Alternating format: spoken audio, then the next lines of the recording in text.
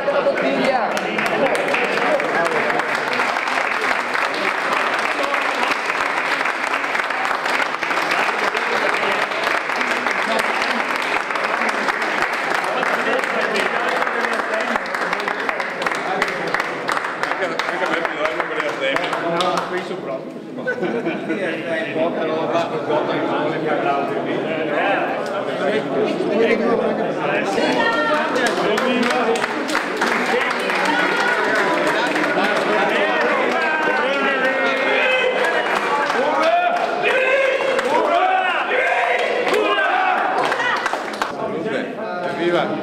Non è il massimo con un bicchiere così, ma insomma l'importante è il contenuto di qualità del vino, che figura.